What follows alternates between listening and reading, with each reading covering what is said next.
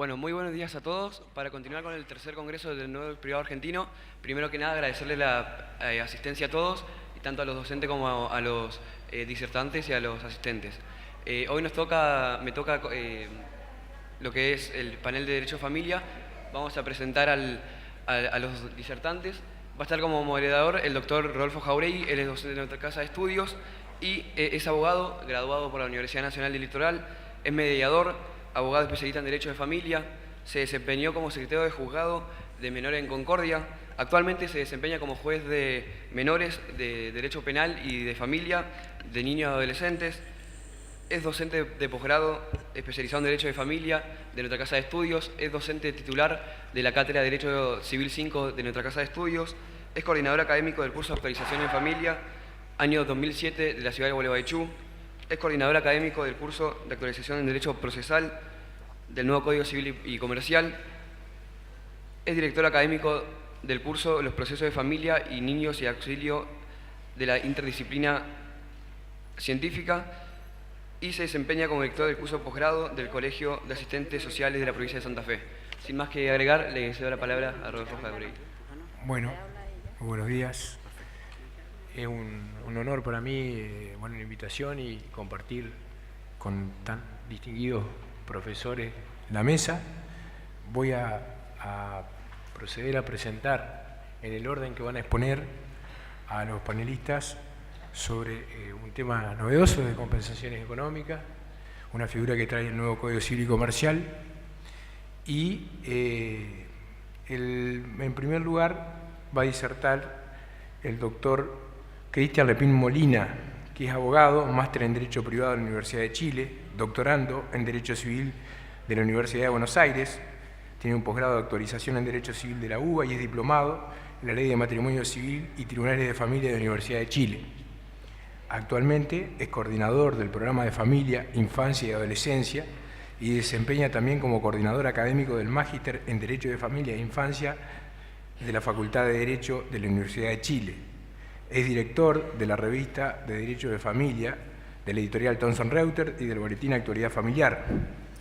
Entre el año 2004 y el 2010 trabajó como abogado jefe de Corporación de Asistencia Judicial, donde le correspondió implementar la Oficina de Litigación en materia de familia.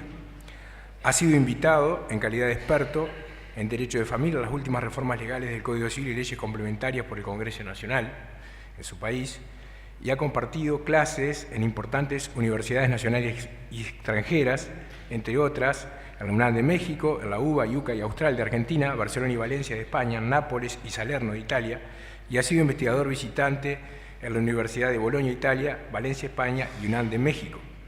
Entre sus obras se destacan Compensación Económica, Efecto Patrimonial del Matrimonio, Editorial Jurídica de Chile, 2010, Compensación Económica, Doctrinas Esenciales, segunda edición 2016, Jurisprudencia de Derecho de Familia 2015, Compendio de Normas de Derecho Familiar, segunda edición 2016, Compendio de Normas sobre Infancia y Adolescencia 2015, Responsabilidad Civil y Familia 2015 y Derecho Familiar Chileno 2017, todas de la editorial Thomson Reuters y es juez árbitro. En segundo término va a exponer la profesora María Magdalena Galifián, quien es abogada especialista en Derecho de Familia, es profesora titular ordinaria de Derecho Civil 5 de la Facultad de Ciencias Jurídicas y Sociales de la UNL, es profesora titular de Derecho de Familia en la Facultad de Derecho y Ciencia Política de la Universidad Católica de Santa Fe, es coordinadora académica de la carrera de especialización en Derecho de Familia de la Facultad de Ciencias Jurídicas y Sociales de la Universidad Nacional del Litoral y es autora de obras a la materia y colaboradora habitual en publicaciones jurídicas nacionales. En último término, va a exponer la profesora Aida Kemelmajer de Carlucci, que es doctora en Derecho por la Universidad de Mendoza, es miembro de las Academias Nacionales de Derecho de Buenos Aires y Córdoba, es académica honoraria de la Real Academia de Jurisprudencia y Legislación de Madrid y Academia Internacional de Derecho Comparado, es ex ministro de la Suprema Corte de Justicia de Mendoza, es profesora titular de Derecho Civil de la Universidad Nacional de Cuyo, es profesora honoris causa de las universidades de París, Mal del Mar y de Nacionales de Rosario, Córdoba, El Comahue y Mendoza. Es profesora honoraria de las universidades argentinas y de otros países. Es conferencista en Argentina, Alemania, Bolivia, Brasil, Colombia, Costa Rica, Cuba, Chile, Dinamarca, El Salvador, España, Estados Unidos, Francia, Grecia, Honduras, Italia, México, Nicaragua, Panamá, Paraguay, Perú, Puerto Rico, Rumania, Sudáfrica, Uruguay y Venezuela. Dictó más de 350 cursos de posgrado en Argentina y el extranjero.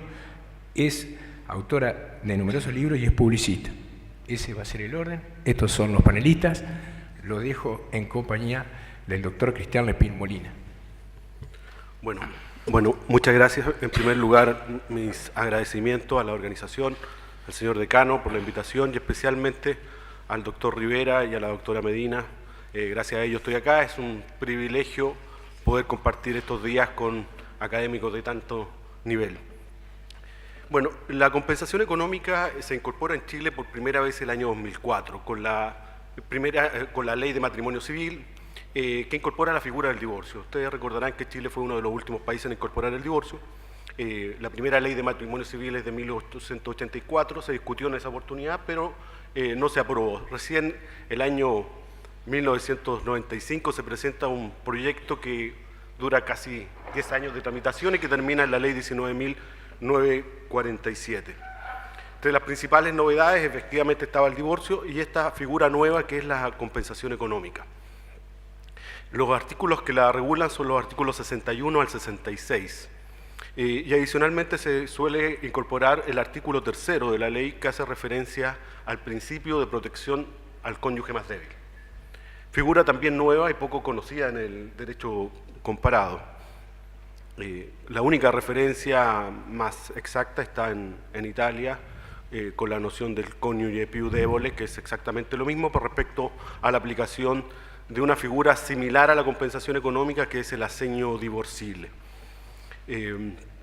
Esta ley entonces empezó a regir el día 18 de noviembre del año 2004 y a la fecha, con casi 12 años de vigencia, hemos podido revisar más de 600 sentencias sobre compensación económica en los tribunales superiores de justicia, entendiendo cortes de apelaciones y la Corte Suprema. Adicionalmente a ello, en el año 2015 se incorpora también esta figura al acuerdo de unión civil, que es un pacto que pueden celebrar parejas heterosexuales o parejas del mismo sexo a partir de ese año y cuyo artículo 27 hace remisión a la aplicación de la compensación económica para efectos de las uniones convivenciales. En esa oportunidad, al momento de regular específicamente, por lo tanto, lo que voy a señalar, y como es un estudio jurisprudencial, se refiere más bien a la institución matrimonial, se refiere a la ley de matrimonio civil, porque en la actualidad no existen fallos que resuelvan esta materia en cuanto a las uniones convivenciales. Todo lo que pueda decir cuanto a doctrina y jurisprudencia es referente a la ley de matrimonio civil. Entonces, los modelos de derecho comparado relevante que tuvo el legislador chileno fueron similares a los de la incorporación acá en el nuevo Código Civil argentino. Básicamente el modelo español, artículo 97 al 101 del Código Civil español, y el Código Civil francés, las normas de los artículos 270 y siguientes. Si pudiéramos hacer una referencia general a los modelos de derecho comparado, existen distintos tipos, digamos, de compensación económica.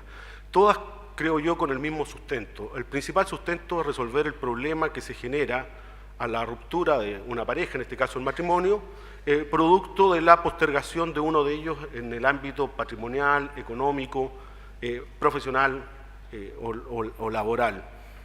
La situación en que queda uno de ellos al término normalmente es distinta, ¿cierto? Las relaciones de familia tienen esa tendencia a unas relaciones asimétricas donde uno de los integrantes, normalmente el marido, desarrolla su vida profesional, económica, laboral y en algunos casos la mujer queda al cuidado de los hijos y del hogar común. Después de muchos años, cuando se quieren divorciar, bueno, ¿cuál es la situación patrimonial de ellos? Esta figura pretende resolver eso y ese es un elemento común que uno puede ver, por lo menos en los distintos modelos que me ha tocado estudiar.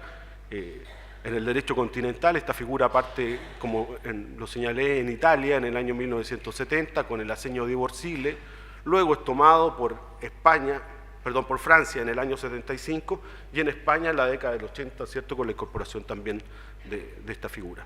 Y de ahí, bueno, viene a distintos países como, por ejemplo, el caso de Chile. Entonces, este es un rasgo común. Primero, tratar de resolver ese problema. Problema que no está resuelto, evidentemente, por los regímenes patrimoniales, ni por los alimentos, ni por los derechos sucesorios. Ahí uno puede ya ir viendo en qué consiste esta institución. Se trata de una postergación, de un sacrificio personal y no de la distribución de los bienes, que es lo que hacen los regímenes patrimoniales. Ni tampoco tiene un carácter asistencial como para depender de las necesidades o carencias que tengan alguno de los miembros de la pareja al momento de la ruptura. Entonces, en el caso del derecho comparado, ese es un elemento común. Otro elemento común son los criterios para determinar la cuantía, ¿cierto? La duración del matrimonio, de la convivencia, el cuidado de los hijos, y otros elementos que se repiten tanto en el Código Civil argentino actual como en el Código Civil español, en el artículo 97, incluso en modelos distintos como el modelo alemán, que tiene dos instituciones. Tiene básicamente una pensión de alimentos, pero en casos muy extraordinarios. El principio básico en el derecho alemán es que cada cónyuge debe procurar su propio mantenimiento. Luego de eso establece como excepción que se puedan establecer alimentos para situaciones muy particulares y expresamente señaladas en el Código Civil alemán, en el BGB. Y también tiene una institución similar, pero que es una compensación de pensiones. Pensiones en caso de edad, por temas de jubilación o por temas de pensiones asistenciales de salud.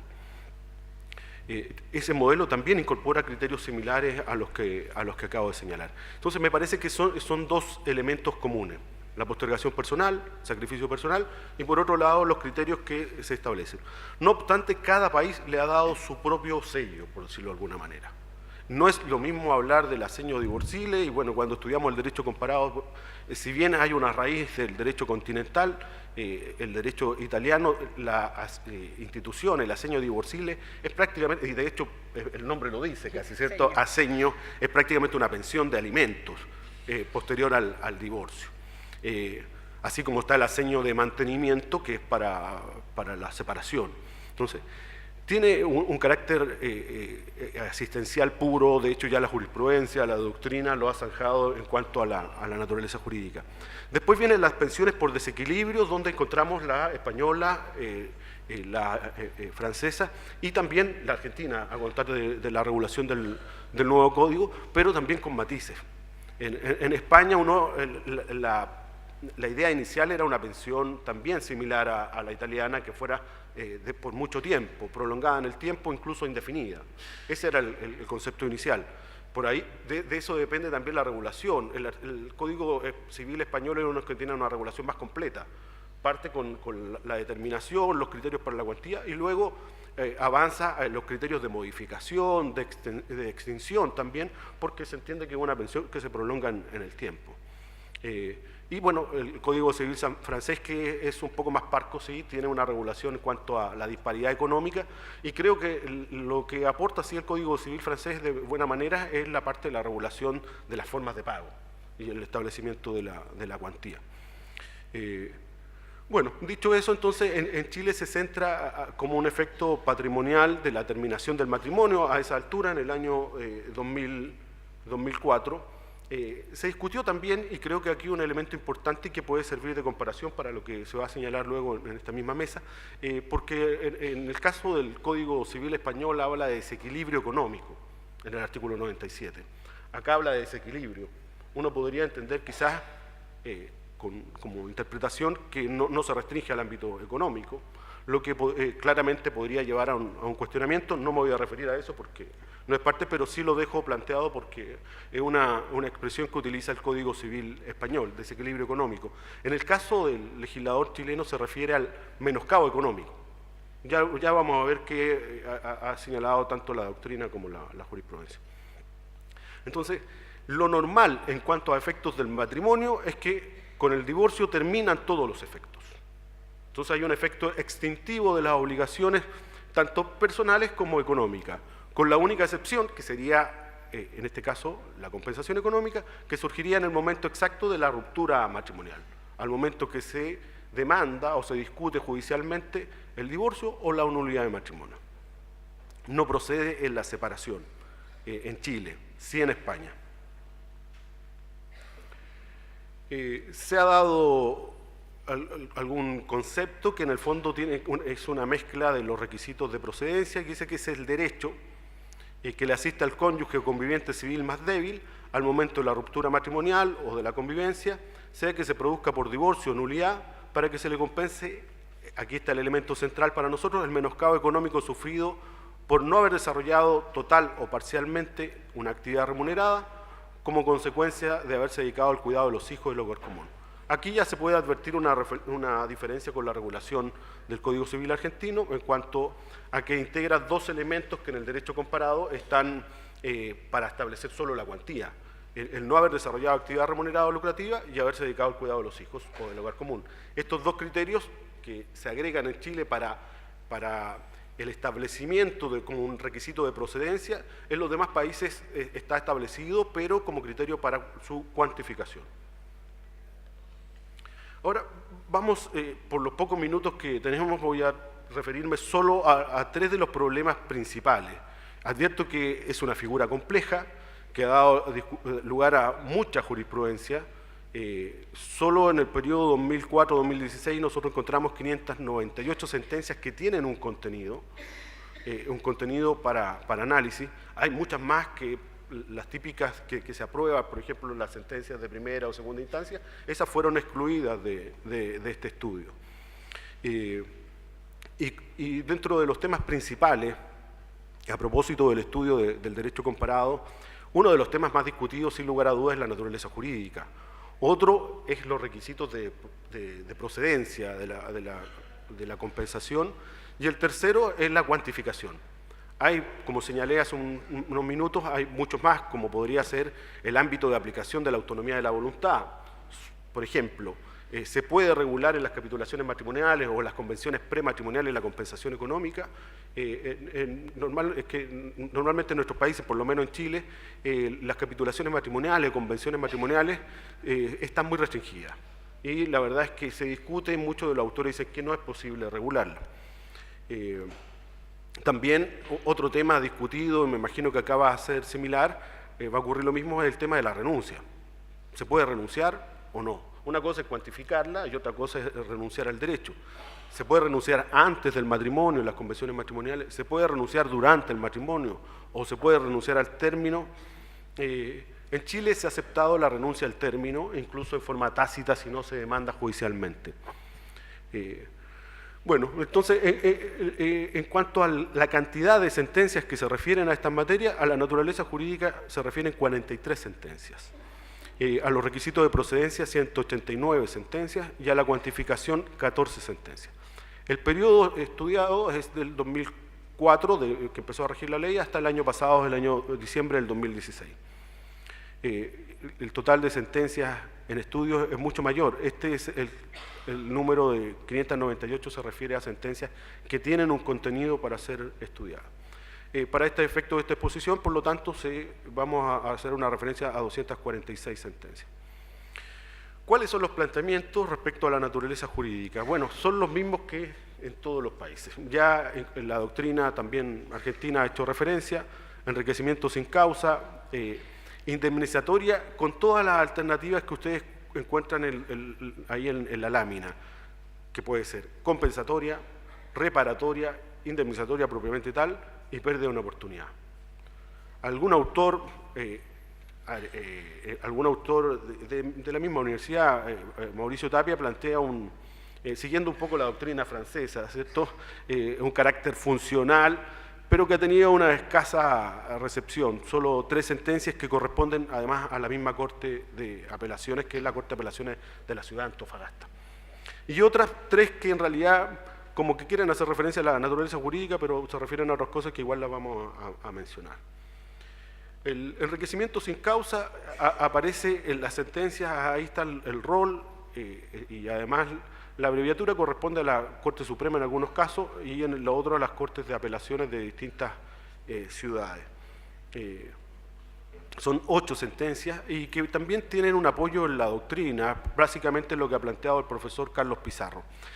No se refiere al ejercicio de la acción de enriquecimiento sin causa tradicional, con los requisitos que ustedes muy bien conocen, ¿cierto? Que exista enriquecimiento, empobrecimiento, que no exista causa justificada, o sea, ilegítima, y que no exista una acción, sino refiriéndose al enriquecimiento sin causa, más bien hablan de la exclusión de un pasivo. Es una teoría que en principio parece satisfactoria, porque algo de eso ocurre, sobre todo cuando uno hace el estudio comparativo de la situación patrimonial de los cónyuges al término. Algo de eso ocurre. Si uno de ellos lleva solo el sacrificio y el otro los beneficios, algo de enriquecimiento existe, pero me parece que no es satisfactoria totalmente.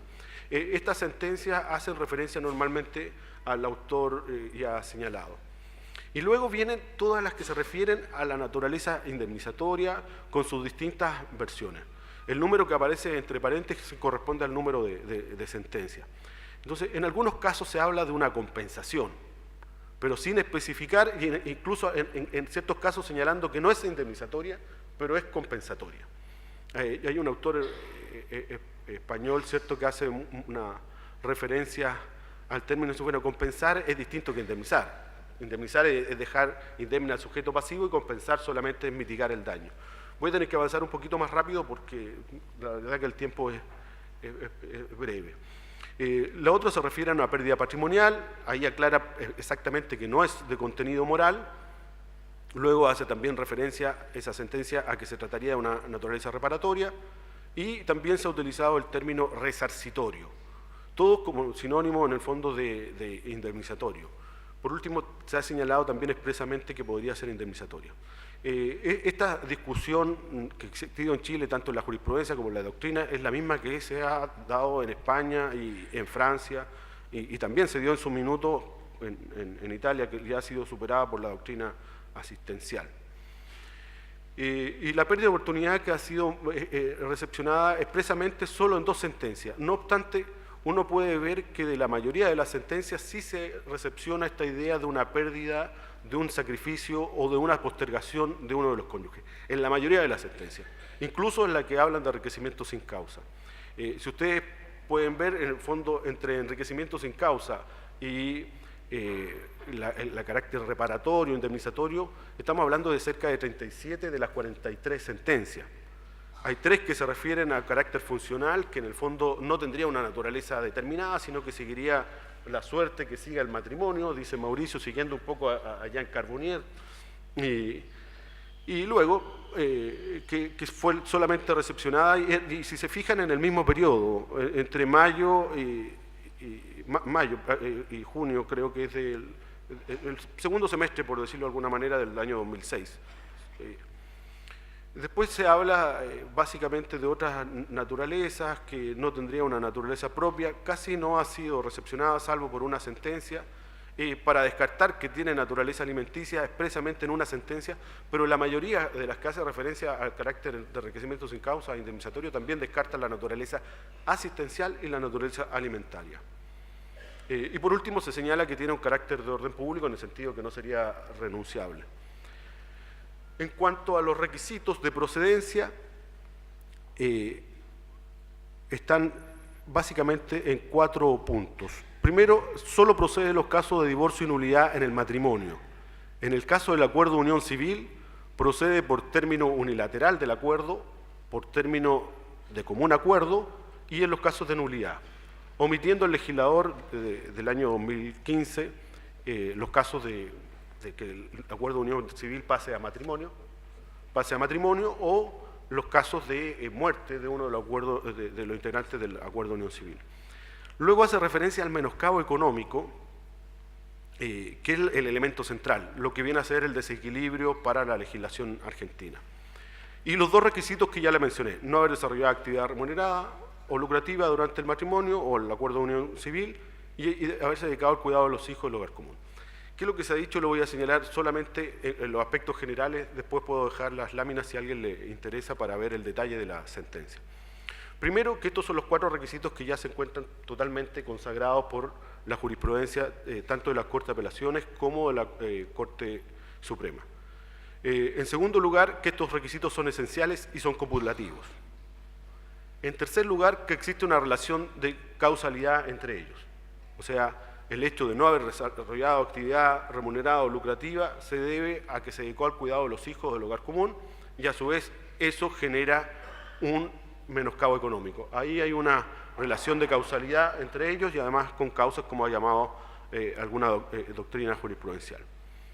Y el cuarto punto es que si ambos cónyuges cumplen los mismos requisitos, en fondo se anulan o podríamos decir se compensan las compensaciones. Ahí está el detalle.